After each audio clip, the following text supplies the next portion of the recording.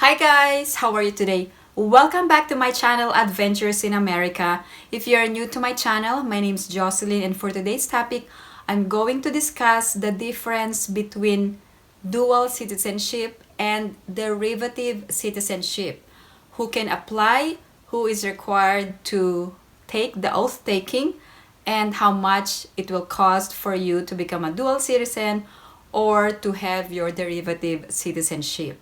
Now let's talk about dual citizenship. Natural-born Filipinos and naturalized in a foreign country can apply for dual citizenship.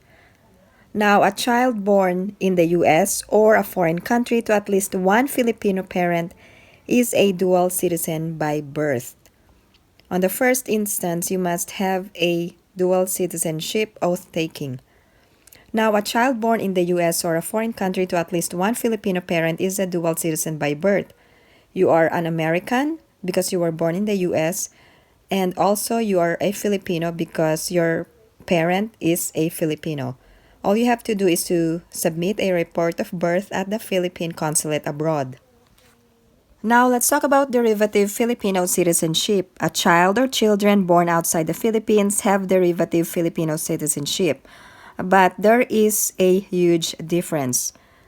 If you are unmarried or children below 18 years of age, whether legitimate, illegitimate, or adopted, of former Filipino parents who retained their Philippine citizenship under the law, you may be deemed as Filipino citizen. If you are born of former Filipinos, you can apply for derivative citizenship.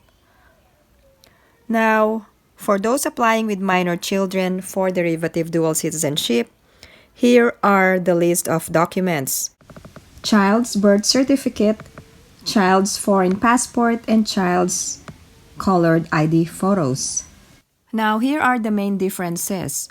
Who can apply? For dual citizenship, former Filipino born in Philippines. Also, children can apply. Also, children born abroad of a Filipino parent are dual citizens. For derivative, only children born outside the Philippines of former Filipinos. Now, what is the age limit? For dual, there is no age limit. For derivative, children below 18 years of age. What is the cost? $50 for dual citizenship, while $25 for derivative. For online appointment, separate appointment for each applicant. While for derivative, minor children applying for derivative do not need an appointment if accompanied by the parent who has an appointment slot for his or herself.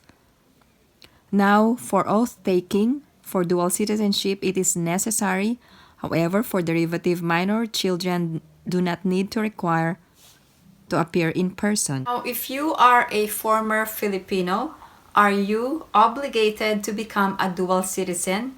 The answer is no. It is your choice to become a dual citizen. If you wanted to have the rights and privileges of being a Filipino again, then you must apply for dual citizenship. You must apply at the nearest Philippine consulate covering your residence. Please take note that there is a territorial jurisdiction for all Philippine consulates abroad. The hardest part, especially during the pandemic, is to schedule an appointment for your oath taking. Now, the real challenge is securing an online spot for your dual citizenship oath taking. It only costs around $50 to apply for dual citizenship. But first of all, let's discuss the main law governing Philippine dual citizenship. It is Republic Act number 9225, which is the Philippine Citizenship Retention and Reacquisition Law of 2003. It is actually a privilege accorded only to those in compliance with the law and existing regulations. Now, if you're a former Filipino that does not want to or cannot apply for dual citizenship but want to stay in the Philippines longer than allowed, you can do the following. First, you can apply for a 9A visa, and second, you can also apply for a Balikbayan visa, which grants a 1-year privilege of stay in the Philippines. And just a word of advice, please check first with your foreign country of birth or naturalization if it allows dual citizenship. Now, how does one reacquire Philippine citizenship under RA 9225? Natural-born Filipinos who lost their Filipino citizenship through naturalization in a foreign country may reacquire Philippine citizenship by taking the Philippine Oath of Allegiance before a duly authorized Philippine official. The Philippine Oath of Allegiance does not require a person to renounce his allegiance to any other country. Now, who are natural-born Filipinos? Those who are citizens of the Philippines from birth without having to perform any act to acquire or perfect their Philippine citizenship. These are persons born after January 17, 1973 whose fathers or mothers are citizens of the Philippines at the time of their birth, or those born before January 17, 1973 to a Filipino father or mother, and that person elects Philippine citizenship upon reaching the age of majority, which is 18. Now, there is an important question. Is it possible for Filipinos to hold dual citizenship or more than one citizenship at the same time? The answer is yes. Holding more than one citizenship is possible for Filipinos, especially when conflict of nationality laws is concerned. For example, a child born in the USA of Filipino parents is an American citizen under US law and a Filipino citizen under Philippine law. This is because American citizenship is derived from the territory in which the person was born, while Philippine citizenship is derived from the parents' citizenship. So children born outside of the US of Filipino parents have derivative citizenship and do not need an oath-taking. Now, there is another important question. Does one who requires Filipino citizenship need to reside in the Philippines? The answer is no. You don't need to reside in the Philippines. Residency in the Philippines is not required of those who wish to reacquire or have reacquired Filipino citizenship. Those who intend to vote in local elections, however, must establish residence in the locality where they wish to vote. So, if you wanted to vote in a local elections, you must be in the Philippines. Now, let me discuss the benefits of being a dual citizen. Now, let's move on to the rights and privileges on reacquiring Filipino citizenship. There are a lot of rights and privileges that I will share with you today.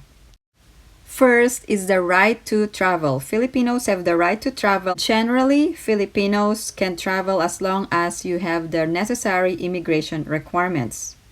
During the pandemic, Filipinos have less restrictive travel protocols for quarantine and testing purposes.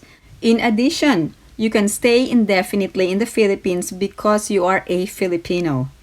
Another right is the right to own land and property in the Philippines. Generally, there is a prohibition to own land among foreign nationals. Another right is the right to engage in business or commerce as a Filipino. Another right is the right to practice a profession. Make sure to comply with the requirements of the appropriate body or agency. Another right is the right to vote in Philippine national elections. Can one who requires Filipino citizenship vote in the Philippines? Yes, if you have required Filipino citizenship, you may vote in the elections provided that you comply with the residency requirements under existing Philippine election law. However, you can also vote abroad in Philippine national elections such as president, vice president, senators, and sectoral representatives under the Overseas Voting Act of 2003.